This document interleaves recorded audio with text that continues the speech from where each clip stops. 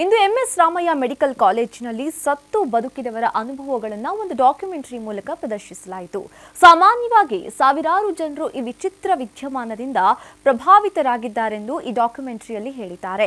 ಈ ಡಾಕ್ಯುಮೆಂಟರಿಯನ್ನ ಫ್ರೆಂಚ್ ಮೂಲದ ಸೋನಿಯಾ, ಟೋನಿ ಮತ್ತು ರವಿ ಪ್ರಕಾಶ್, ಶಾಲಿನಿ ಲೂಯಿ ಅವರ ನೇತೃತ್ವದಲ್ಲಿ ಮೂಡಿಬಂದಿದ್ದು, ಸತ್ತ ನಂತರ ಮನುಷ್ಯನಿಗೆ ಏನೆಲ್ಲ ಅನುಭವವಾಗುತ್ತೆ, ಅವರ ದೇಹ ಹಾಗೂ ಆತ್ಮ ಯಾವ ರೀತಿಯಲ್ಲಿ ಸ್ಪಂದಿಸುತ್ತೆ ಎಂಬುದನ್ನು ನೋಡಿಸಲಾಗಿದೆ.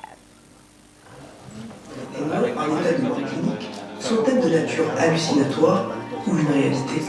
Telle est la question que je me pose et qui m'anime suite à la découverte de certains témoignages complets. C'est comme si j'étais au-dessus de son épaule dans la conversation. Mais comment pouvait-il entendre ce que la personne à l'autre bout nous disait?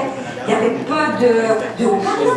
Je pense qu'il y a beaucoup de ces témoignages qui sont fascinants et que l'on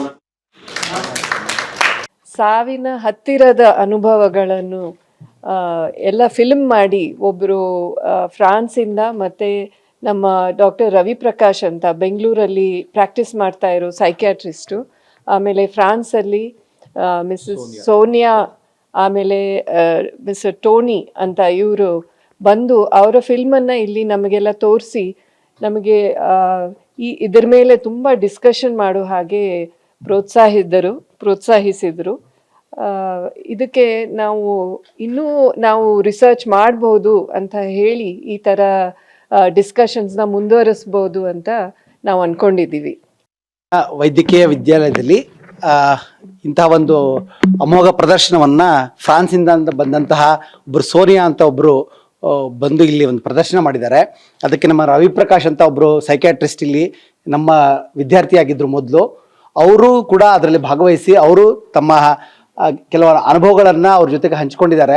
ಇದ್ರ ಬಗ್ಗೆ ತುಂಬ ರಿಸರ್ಚ್ಗಳಾಗಿದೆ, ತುಂಬ ಸಂಶೋಧನೆಗಳಾಗಿದೆ. ಇದು ಸಾವಿನ ಹತ್ತಿರದ ಅನುಭವಗಳು. ಇದರಲ್ಲಿ ಬಹಳಷ್ಟು ಜನ ಸಾವನ್ನು ನೋಡಿ ಬಂದವರಿದ್ದಾರೆ. ಅವ್ರದನ್ನೆಲ್ಲ ಕ್ರೋಢೀಕರಿಸಿ ಇಡೀ ಜಗತ್ತಿನಲ್ಲಿ ಬೇರೆ ಬೇರೆ ಕಡೆ ನಡೆದಂತಹ ಎಲ್ಲ ವಿದ್ಯಮಾನಗಳನ್ನೆಲ್ಲ ತೆಗೆದುಕೊಂಡು ಬಂದು ಒಂದು ರಿಸರ್ಚ್ ಮಾಡಿದ್ದಾರೆ, ದೊಡ್ಡ ರಿಸರ್ಚ್ ಮಾಡಿದ್ದಾರೆ. ಅದನ್ನೆಲ್ಲ ಸೇರಿ ಒಂದು ಡಾಕ್ಯುಮೆಂಟ್ರಿ ಮಾಡಿದ್ದಾರೆ, ಮೂವಿ ಮಾಡಿದ್ದಾರೆ. ಸೊ ಅದನ್ನು ನಮಗಿಲ್ಲಿ ಪ್ರದರ್ಶಿಸಿ ಹೆಚ್ಚಿನ ಒಂದು ರಿಸರ್ಚ್ ಸಂಶೋಧನೆಗಳನ್ನು ನಡೆಸಲಿಕ್ಕೆ ಒಂದು ಪ್ರೋತ್ಸಾಹವನ್ನು ಕೊಡಲಿಕ್ಕೆ ಇಲ್ಲಿ ಬಂದಿದ್ದಾರೆ. It's a very honor for me to show my movie. The work of Dr. Ravi Prakash is very important for near-death experience study. I wish More research. more research. Yeah. Yes, more research. Thank you so much.